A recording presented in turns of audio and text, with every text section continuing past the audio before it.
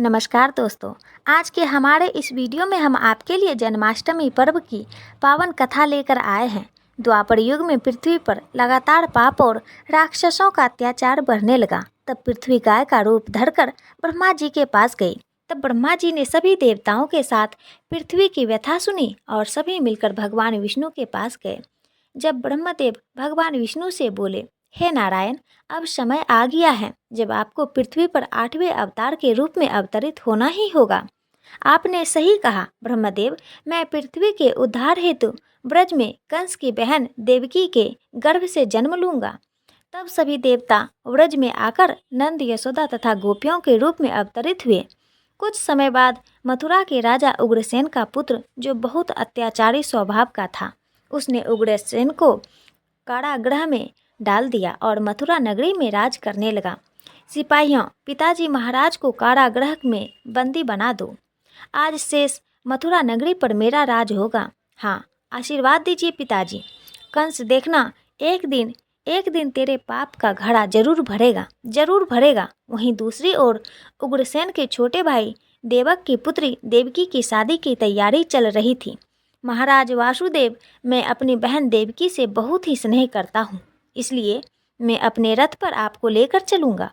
कंस देवकी और वासुदेव को छोड़ने चलता है। तभी रास्ते में तेज गर्जना के साथ आकाशवाणी हुई, हे कंस, जिस देवकी को तू बहुत स्नेह से अपने साथ लेकर जा रहा है, इसके गर्भ से जन्मा 8वां पुत्र तेरा काल बनकर तेरा वध करेगा। नहीं नहीं नहीं, ऐसा नहीं हो सकता। देवकी का पुत्र मेरा काल नहीं बनेगा।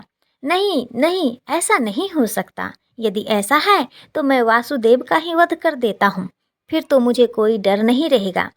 नहीं भैया नहीं, मैं वादा करती हूँ, मेरी 8वीं संतान पैदा होते ही मैं आपको दे दूंगी, लेकिन आप इनका वध मत करो भैया, मत करो, मुझ पर दया करो।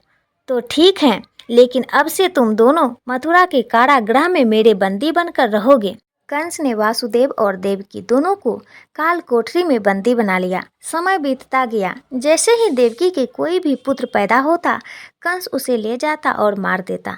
ऐसे ही देवकी को अब 8वीं संतान पैदा होने वाली थी। सुनो सिपाहियों, देवकी की 8वीं संतान के पैदा होने का समय पास आ रहा है। कारागार का पहरा और कड़ा कर दिया जाए।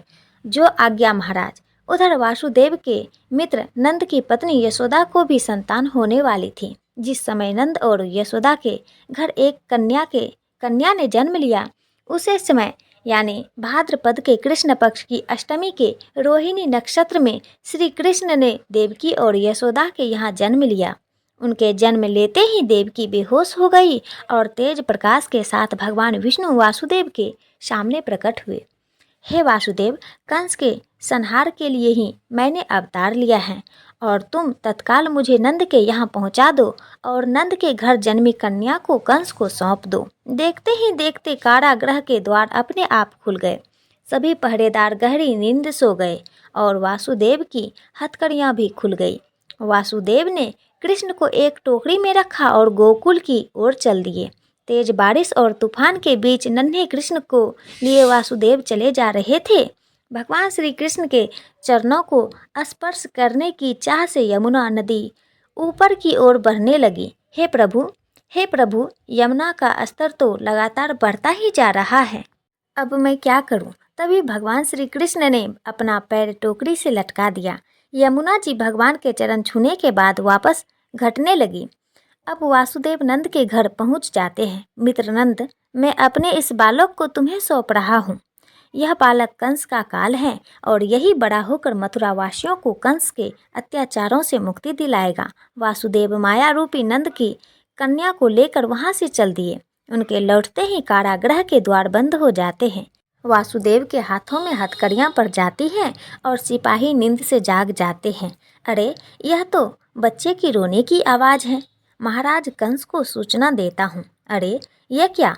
ये तो पुत्र की जगह पुत्री है। महाराज की जय हो, महाराज की जय हो। महाराज, देवकी ने पुत्र की जगह पुत्री को जन्म दिया है। क्या? ऐसे कैसे हो सकता है? पुत्र की जगह पुत्री? विधि का विधान कैसे बदल गया? भैया, इसे छोड़ दो। भैया, यह तो पुत्री है। आपका काल तो मेरा पुत्र था, इसे छोड़ दो। परंतु कंस ने देवकी की एक ना सुनी और उस कन्या को वध करने ले गया। तभी वह कन्या उसके हाथ से छूटकर देवी का स्वरूप धारण कर लेती है।